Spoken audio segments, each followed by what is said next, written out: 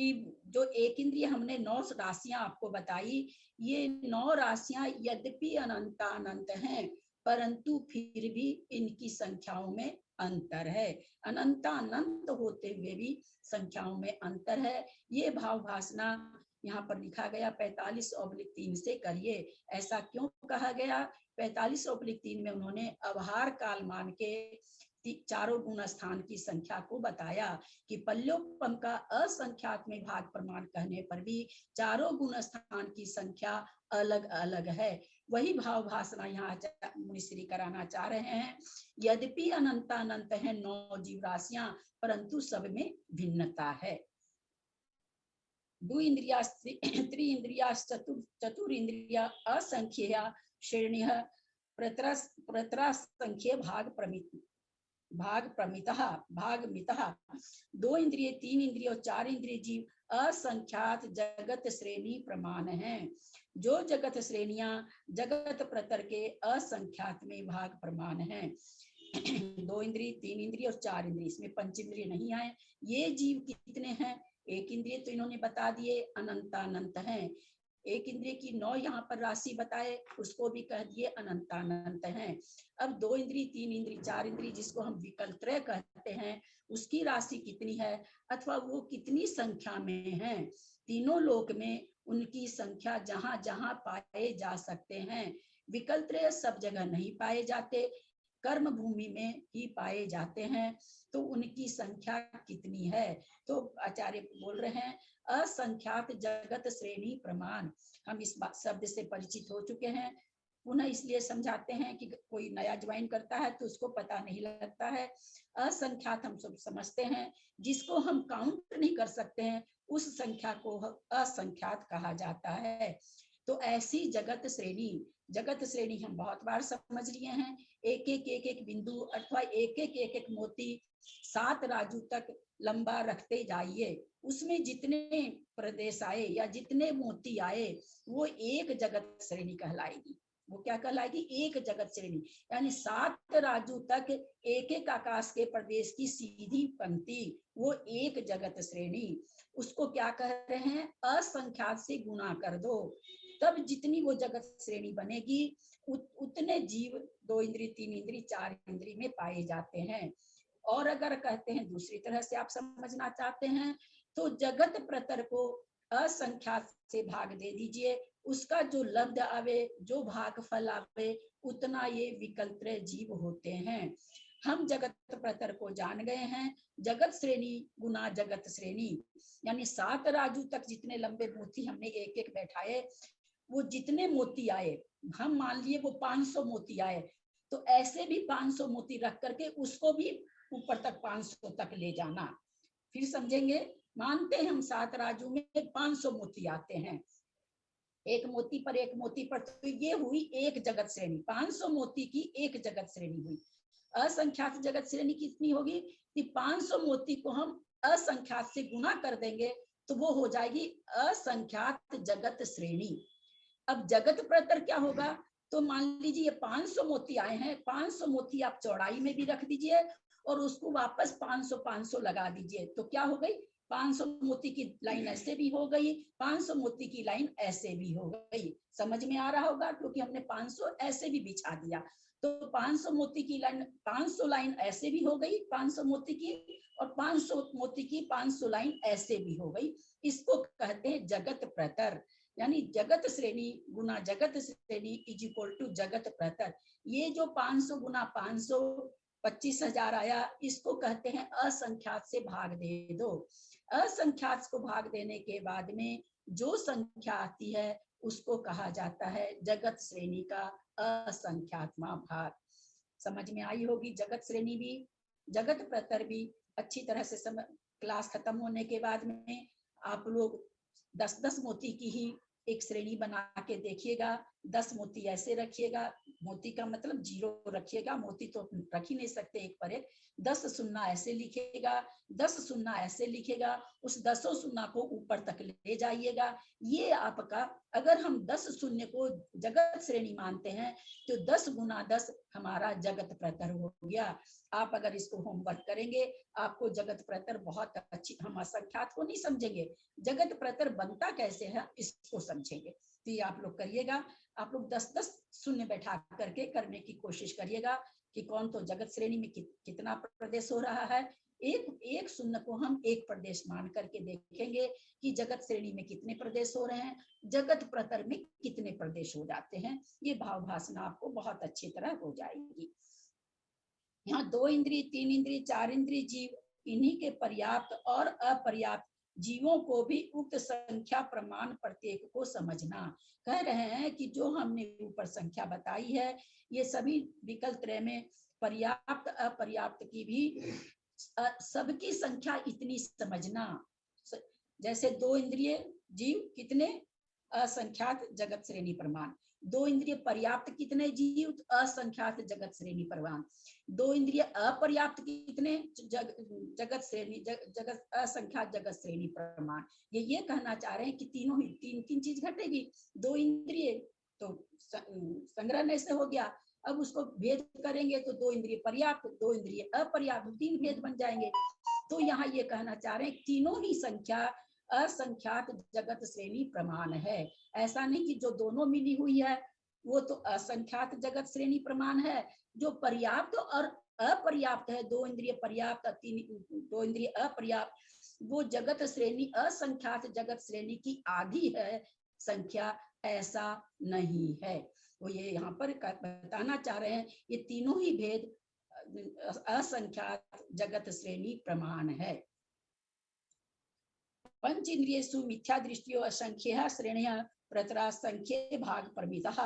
पंच इंद्रियों में मिथ्या दृष्टि जीव असंख्यात जगत श्रेणी प्रमाण है।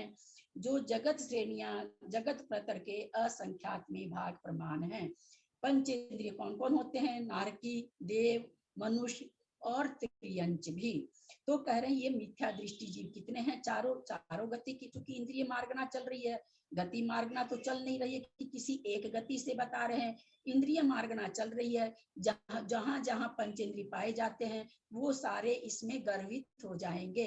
यानी चारों गति के पंचेंद्रिय जीव कितने हैं, तो कह रहे हैं असंख्यात जगत श्रेणी प्रमाण है। उसी को दूसरी भाषा में क्या कहेंगे, अगर दूसरी तरह से, जगत प्रतर का असंख्यातवां भाग है। जब जगत श्रेणी कहेंगे तो उसको असंख्यात से गुना करेंगे, जब जगत प्रतर कहेंगे तो उसको असंख्यात से भाग देंगे।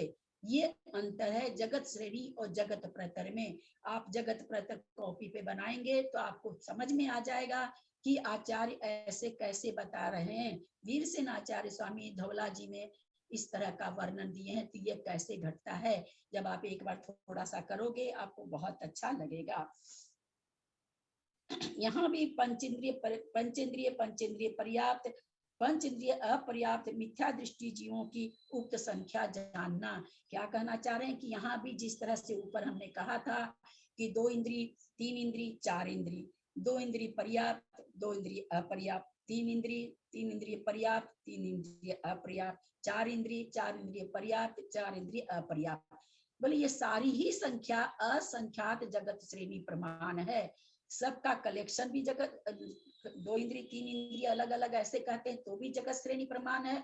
उसमें अगर हम 2 पर्याप्त और अपर्याप्त भेद करते हैं वे भी असंख्यात जगत श्रेणी प्रमाण है। उसी तरह से यहाँ पंचेंद्रिय में बता रहे हैं कि पंचेंद्रिय जीव मिथ्या दृष्टि जीव भी असंख्यात जगत श्रेणी प्रमाण है।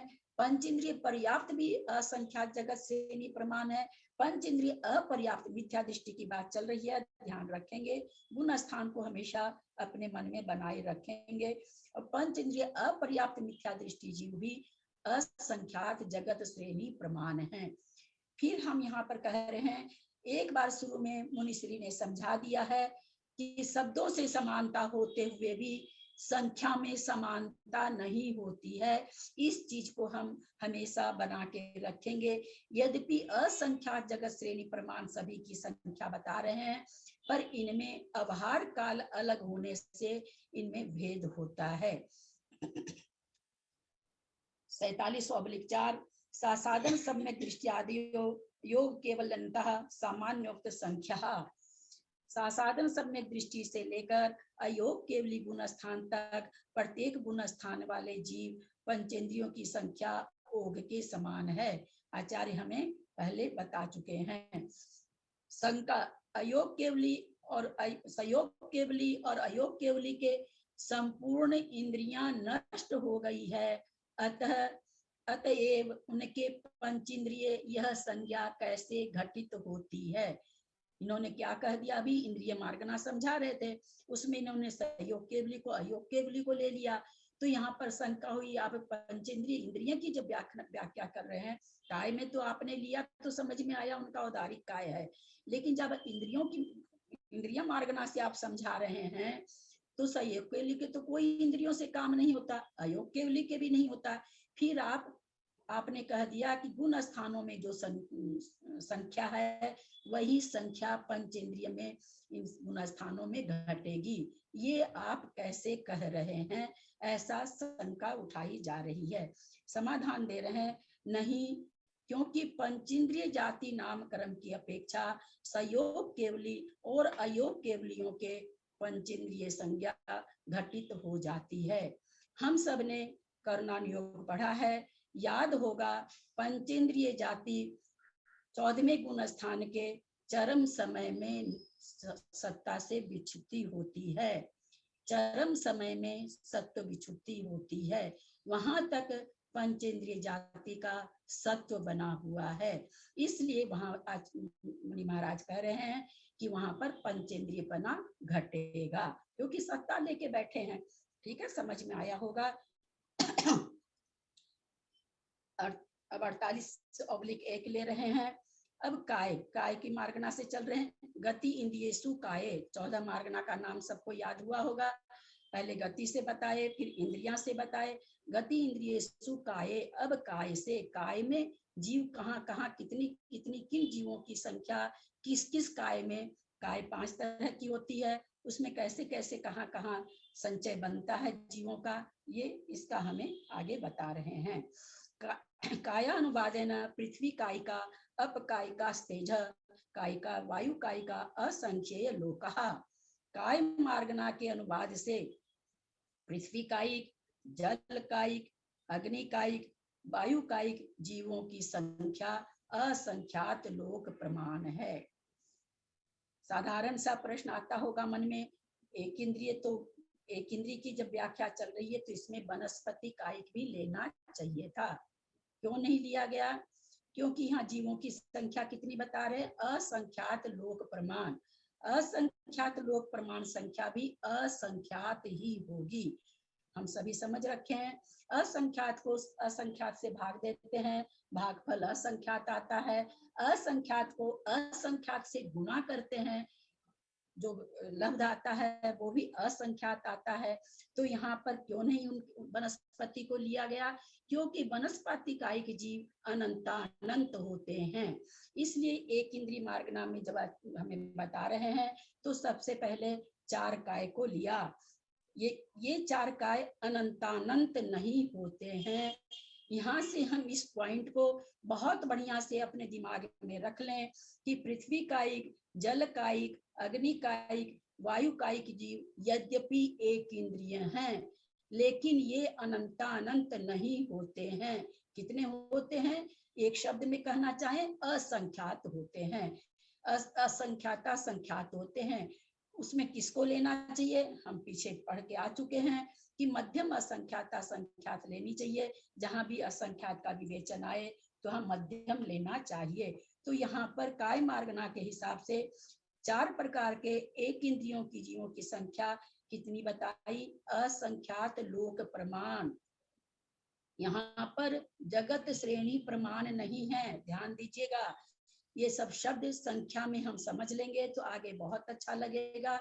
और कॉपी में लिख के इसका जो अलग अलग पना है वो आप अपनी भाषा में लिख लें।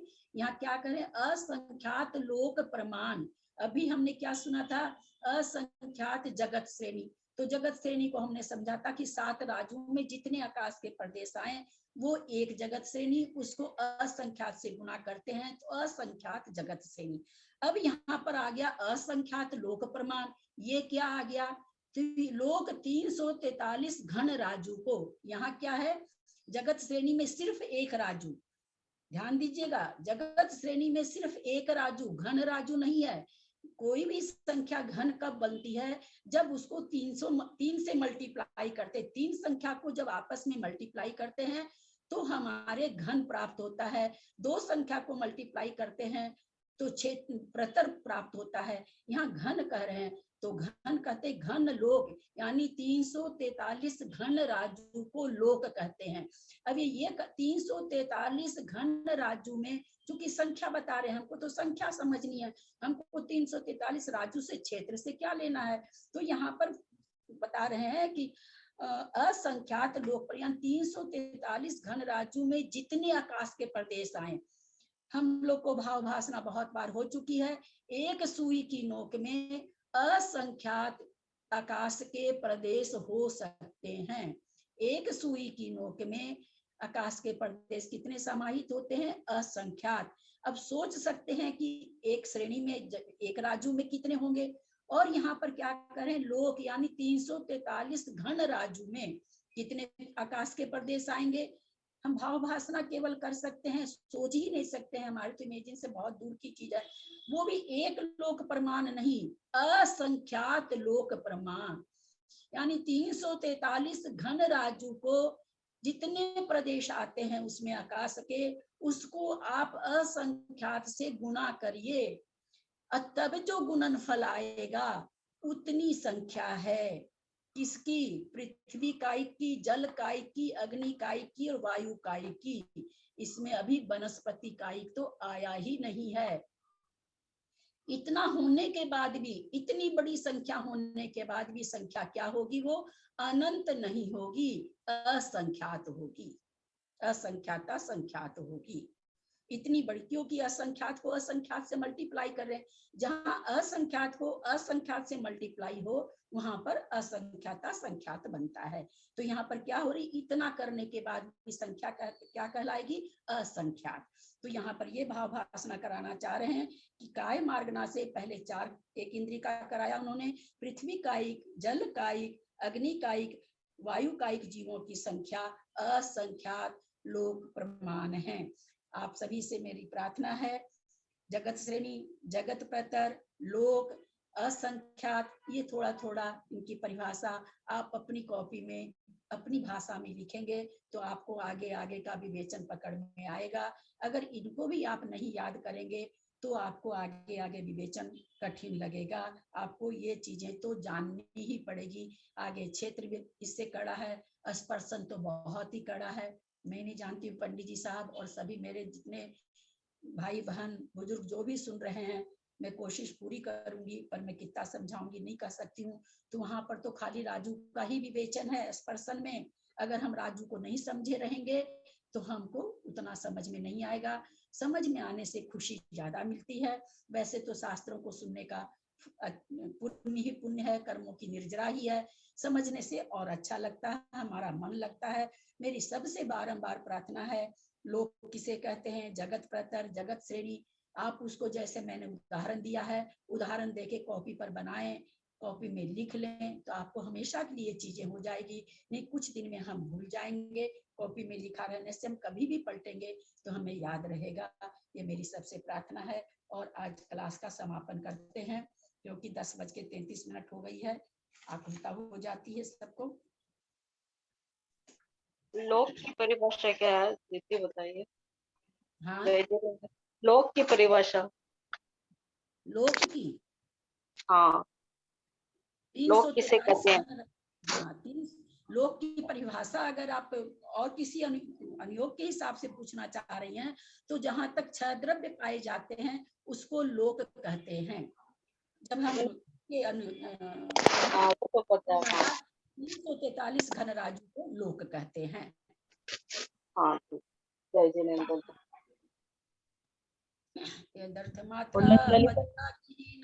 मया प्रमाद्याति किंचनोक्तं तन्मे क्षमित्वा विदधातु देवी सरस्वती केवल बोध लब्धि बोधि समाधि परिणाम शुद्धि स्वात्मोपलब्धि शिव सौख्य सिद्धि चिंतामणिं चिंतित वस्तु दाने त्वं वन्द्यमानस्य ममास्तु देवी। जावानी के ज्ञान पे सुझे लोकालोक सोवानी मस्तक चढ़ो सदा दे तुमुदो। हे जिनवानी भारती तो ही जपू दिन रह जो तेरा शरणा गए सो पावे सुख चैन। देव वजू अरहंत को गुरु से हो निर्ग्रंथ दया धर्म पालू सदा यही मोक्ष का पंथ। द्वासंग जिनवानी माता की जय। बड़ों को प्रणाम, बाकी सबको सादर जय जिनेन्द्र। सबको जय जिनेन्द्र। जय जिनेन्द्र, सबको जय जिनेन्द्र, सबको जय जिनेन्द्र।